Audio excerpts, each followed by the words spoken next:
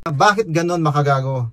Panay ang batikos mo kay Kuya Bal sa kape niya, pero ikaw din pala ang gumagawa ng pagpupromote ng sinasabing Good morning, good morning, good morning. Ito ulit si Ka-Helper at dito nga po, ang itatopic po natin ngayon ay about sa pagre-reaction ni Makagago sa kape ni Kuya Bal na talagang hinimay-himay ni Makagago, mga FDA, lahat po no, binusisi ni Makagago yung about sa kape ni Kuya Bal.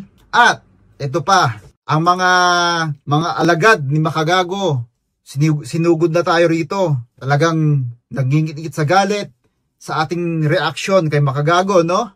Sabi pa rito, Makagago, what's up man? Parang mali yata, no? Ginagawa ng vlogger na to, kahombre. Tirahin mo nga. Mga ganun, no? Talaga papatira ako kay Makagago, no? Nanginginig tayo dyan, no?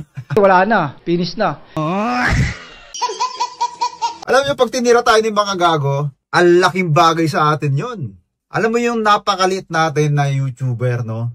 Tapos, pag nireaksyonan tayo ni Makagago, aba, laking pribilehiyo sa atin, no? Kasi ating small YouTuber, tapos babanatan tayo ng malaki YouTuber. Ibig sabihin nun, pag binanatan tayo Makagago, nakurot natin siya, no? Na ang small YouTuber na to, ay nagngit-ngit sa galit si Makagago. Kala mo hindi napapatulan, ha? Pero hindi gagawin ni Makagago yun. Binabanatan lang nun mga malalaking YouTuber. Wala siyang pakinabang sa akin. Wala kang silbi. At syempre, dito nga, tulad nito, sabi nung isa, nakahombre, sabi, di mo kakayanin ang utak ni Boss MG. Naku, kawawa ka lang pagdating sa utakan. O, diba? Grabe, no? At syempre, may response tayo dyan. Ang sabi ko naman, siya lang pala nilikha ng Diyos na may utak. Sinasaludoan kita. Hey! Diba? Parang sinabi mo ang bobo mo. Parang sinabi mo ang bobo mo naman, diba? Ano yun? Si MG lang may utak, tapos tayo wala, diba? Ngayon may kayabangan to. Tapos ikaw na nagsasabi niyan, parang sinabi mong wala kang kakayanan, no? Parang sinabi mong ang bobo mo talaga sa ganyang comment mo. Kasi ibig sabihin nun, parang ang tingin mo sa sarili mo, yung parang ang hina mong nilalang, di ba? Pag ganyan ang komento mo, di ba? Dapat tayo, kahit may pinag-aralan tayo o wala, dapat lagi tayong merong tiwala sa sarili natin na kaya natin ang bawat bagay-bagay, no? Kahit na alam mong mahirap, pero syempre, lahat na pag-aaralan, ang pangit pagka ganyan yung ikukomento natin sa sarili natin. Parang sinabi mong talunan ka na agad pag ganyan. Anyway, dito, sa isa, sabi niya, Boss, ano masasabi mo sa poverty porn? O, ayan, poverty porn na naman, ano? Mga katanungan nyo, no comment na po ako dyan. Hindi pa ba sapat yung narinig nyo? Ulit-ulitin ko pa ba? Wala, paulit-ulit na lang yung ganyan ni poverty porn, no? Lagi natin sinasagot, larin paulit-ulit. Ito na lang sabi ko sa kanya. Sabi ko sa kanya, itanong mo kay Bill Gates kasi nagpa-poverty porn din yun. Tulad yan, nasa Africa si Bill Gates, namimigay sa mga mahihirap. Eto, di ba? Puro mahihirap yan, nagpapapicture siya, may mga videos siya. So, anong masasabi niyo dyan? Hindi ba poverty porn? Siyempre, mayroon na naman kayong ikukomento dyan. Sasabihin nyo, mayaman yan eh. Ano ba talaga gusto mo? Kailangan natin silang sagutin. Ipakita rin natin kung ano yung kaya natin i-response sa mga nambabato sa atin. Di ba? Ito nga po pala, huwag po kalimutang i-like ang video na to, mag-comment po ng inyong mga opinion, at maraming salamat po sa mag-share at mag-subscribe. Maraming salamat po. Sa mga hindi mag-skip ng ads, thank you so much po. At ito na nga, si MG. Ito nga si Makagago, na bibigyan niya na naman ng pamumuna ang kape ni Kuya Bal. Kaya tayo ay gagawan din natin ng komento ang bawat pamumuna ni Makagago sa kape ni Kuya Bal at sa mga iba pang kanyang itatapik. Tara, samahan niyo ako, panoorin natin at gumawa ng komento. Makagago, what's up man? Ano naman nga pala to? At ito mga kahombre ko ito na po ang ating pang-apat na content para kay Pang-apat na pala? Nakarami ka na pala, Makagago. Easy money!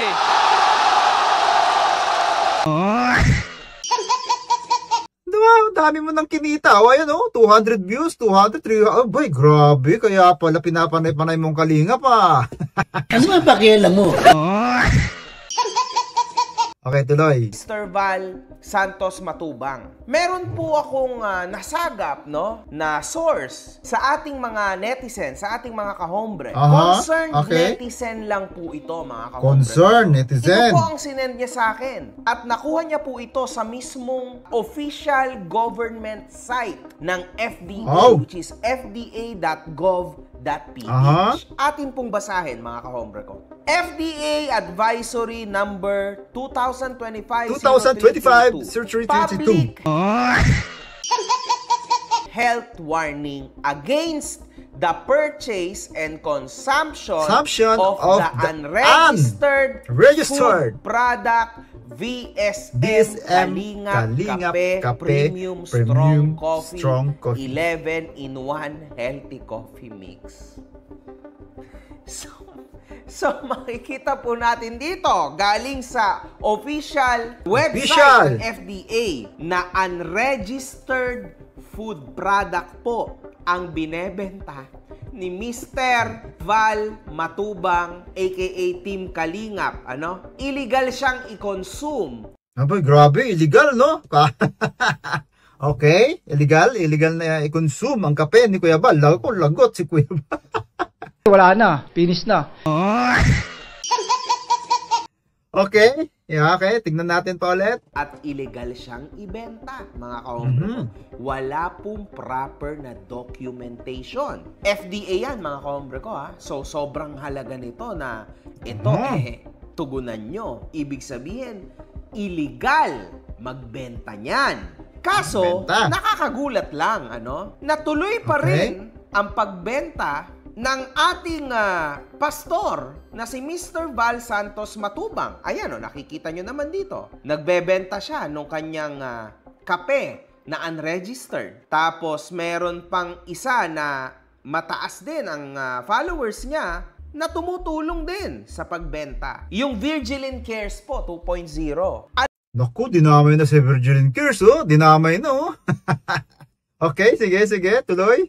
Alam mo, Virgilin, kung sino ka man, delikado tong ginagawa mo na ipinopost mo pa online. Naawa ko sa'yo actually. I'm sure hindi mo to alam. I'm sure delikado na pala sitwasyon ni Virgilin Cares ngayon sa pagpupromote ng kape ni Kuya Val.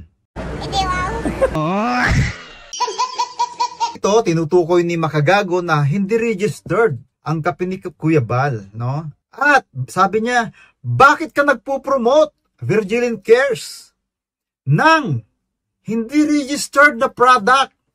Makakasama sa'yo yan. Delikado yan. Sabi ni Makagago, di ba? So, talagang pinapaalalahanan niya si Virgilin Cares. Bakit nag-promote siya ng kape ni Kuya Val? Sige, tuloy muna natin. Mamaya ako sasagutin yan. Wala kang idea, siguro binayaran ka o nagtanong lang siya sa'yo kung pwede mo siyang tulungan. Kaya mo binayaran o nagtanong lang si Kuya Val kung pwede siyang tulungan ni Virgilin Cares. Yun ang sabi ni Makagago. Okay, tuloy natin. Pero now na alam mo, be careful kasi maari kang habulin ng gobyerno dahil dyan. Kumbaga, pinapalabas ng FDA na unhealthy yung product kasi hindi na-check upon arrival. Okay? Hindi siya na-check ng government kung okay ba siya. So delikado po yan, mga kahombre ko. Huwag kayong bibili niyan. Naku, huwag daw bibili na. Naku, ayan na. Nagpaalala na si Makagago. Huwag bibili ng kape ni Kuya Val kasi unregistered ito sa FDA. At chuchuchu. Okay, sige, tuloy. FDA. Delikado yan, mga kahombre ko. Kapag may nangyari sa inyo, yari kayo. Kanya-kanya yan. Mga paalala ni Makagago sa mga consumer ng kape, napakinggan nyo naman ang kanya sinabi, delikado ito, huwag nyo itong bilhin, unregistered, at nakakasama to kay Virgilin Cares, nag-promote pa siya ng kape ni Kuya Val. So, pinaalalahanan niya si Virgilin Cares. Grabe talaga si Makagago, no? Talagang andun yung pagbibigay niya ng paalala sa lahat. Subalit, may subalit tayo dyan eh. Kapag ikaw, ay nagpapayo, nagpapaalala sa ganitong sitwasyon na sasabihin mo, unregistered ang product na to. Huwag niyong tangkilikin, makakasama sa inyong kalusugan. At ikaw, na sikat na YouTuber, Virgilin Cares, paalalahanan kita dahil ang pinupromote mong produkto ay pwede mong ikasira. Sabi ni Makagago. Ngayon, mayroon naman tayong re-reactionan, kukomentuhan kung bakit nasasabi ito ni Makagago sa publiko na pinapaalalahanan niya ang lahat. Ito, tignan po natin. Bigyan din ng komento itong nakita ko. Ayan o. Ito ay bagoong ni Awit Gamer. Si Awit Gamer po ay isa ring influencer. Sa mga hindi po nakakilala kay Awit Gamer, ang istorya po kasi nito, si Awit Gamer, parang yumaman na siya tapos biglang naghirap dahil sa pagsusugal. So yun parang alam kong kwento, ano? At ngayon, dahil walang-wala na siya, nagtinda siya ngayon ng bagoong. At ngayon, sa pagtitinda niya ng bagoong, dahil kaibigan niya si Makagago, eto si Makagago ngayon. Sabi ni Makagago, napakasarap ng bagoong ni Awit. Sorry dito Awit kung nadamay ka. Pero ako, gusto kong bumili ng bagoong ni Awit kasi pinanood ko yung mga reviews na ang sarap-sarap daw talaga. Sabi ko, tas nagre-reseller si Awit. Kaya gusto kong bumili pang reseller, no? Ipapadala ko sa Palawan. Kung pwede na siyang magpadala sa Palawan, pwedeng ako siguro maging distributor doon. Di ko lang alam kung paano i-contact si Awit Gamer. Baka alam niyo po, baka pwedeng bigyan niyo po sa akin info, no? O siguro baka tingnan ko yung FB niya kung baka meron dong info paano siya i-contact. At iyon nga, ngayon, sabi rito ni Makagago, napakasarap ng bagoong ni Awit. Real talk, mga kahombre ko. Alisin natin ang bad trip. Legit to. Napakasarap talaga nito. Tikman nyo. Hanggang dito lang ang kaya kong tulong Awit. So ayan, tulong pala niya, no? Tulong pala nito ni Makagago kay Awit. Nag-promote siya ng produkto ni Awit na bagoong. Sabi pa nga rito, at least may free endorsers ka na. Di ba? Kumbaga, nag-endorser si Makagago ng bagoong ni Awit Gamer. Ang tanong, ito na ang tanong ngayon. Registered ba ito sa FDA, Makagago? Ako ay nagsaliksik kung registered ba ang bagoong ni Awit Gamer sa FDA. At ito ang natuklasan ko. Pero di ko sure kung tama ako or mali kasi hindi ko talaga mahanap. At ito lang ang nakita ko. It's unclear if bagoong ni Awit is FDA approved. So hindi ko makita, hindi ko ma-search doon sa mismong FDA site. The Food and Drug, ito na, has issued warnings against, parang yung sinabi rin ni Makagago na may warning, chuchu, alam nyo na yan, kasi binanggit na ni Makagago. At ito, bagoong ni Awit, ito sa Google to i-search nyo lang sa Google. The FDA's advisories do not specifically mention bagoong ni Awit. Ayan, tago tayo. Bagoong ni Awit, this means it may or may not be FDA approved.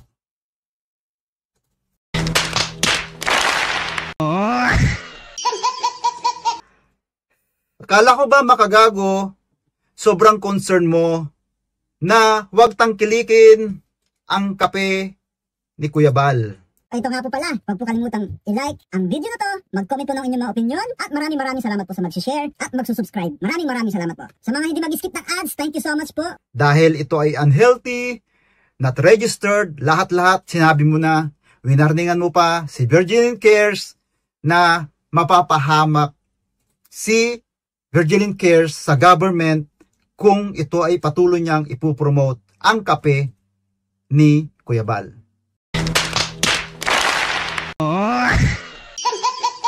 Paano to ngayon, Makagago, na nag-promote ka din pala ng unregistered bagoong ni Awit? Hindi ko sure kung unregistered to, pero pakicheck po. Hindi ko kasi ma-search talaga, kaya hindi ko sure. Pero since hindi ko nakita, Baka nga, pero hindi ko sure, pakitulungan nyo ako, baka ma-search nyo. Sorry kung mali ako. Pero kung tama ako na wala talaga, paano yan ngayon makagago? Panay ang batikos mo sa produkto ni Kuya Bal, kung ano-ano ang ibinabato mo sa kanya. Lahat ng ibinabato mo kay Kuya Bal sa Kalingap, iginagawa mo din pala lagi. Hayop ka talaga! Laging nagbobomirang sa'yo ang lahat ng sinasabi mo sa Kalingap. Sorry dito kay Awit Gamer, nabanggit ka dahil sa bagoong mo. Pero guys, order po kayo ng bagoong ni Awit Gamer. Tulong nyo na rin sa kanya. At saka hindi lang tulong, masarap talaga siya. Lahat ng napanood ko na nagre-review, na hindi kakilala ni Awit Gamer, talagang consumer lang talaga, ay lagi sinasabi ang sarap daw. Kaya nainganyo ako na mag-distribute din. Kasi nag-offer si Awit Gamer ng reseller at saka distributor. Kaya kung sakali, paano ko i-contact si Awit, ay order po ako sa kanya bilang distributor kung pwede ako sa Palawan ko ilalagay. So yun, no? Dito, hindi tayo magbabanggit na huwag nyong tangkilikin ang bagoong ni Awit Gamer. Hindi pa ako ganun, no? As long as na safe din yan, for sure. Kasi syempre, siya ang masisira yan kung hindi safe yan. Di ba? Ang ano ko lang kay Makagago, panay ang banat niya sa Kalingap. Pero, lahat ng binabanat niya sa Kalingap, napapansin ko lang, lahat bumabalik sa kanya. Tulad na lang itong bagoong. Kung mali man ako dito sa bagoong na hindi ko makita kung registered, sorry Makagago kung mali ako. Pero kung tama ako, di ko alam paano mo to nasasabi. Lagi kang nagko-komento about against sa Kalingap, pinakialaman mo na lahat, pero lahat naman nagbobomirang sa'yo. Ako mga kahombre ko, stupido naman na manira tayo ng negosyo ng may negosyo, no? Wow, hindi ka pa nanira niyan, ha?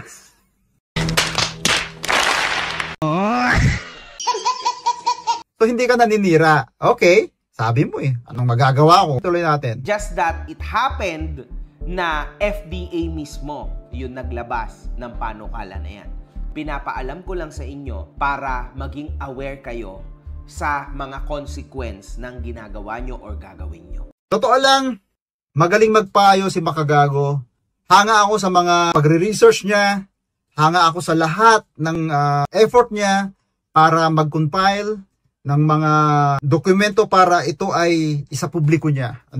Kaya lang, ang nagiging problema kay Makagago, hindi niya pinag-aaralan sa sarili niya. Ginawa ko ba to? Or nangyari na ba sa akin to?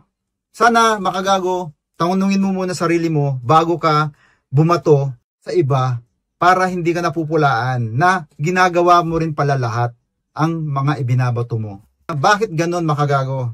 Panay ang batikos mo kay Kuya Bal sa kape niya, pero ikaw din pala ang gumagawa ng pagpupromote ng sinasabing unregistered product.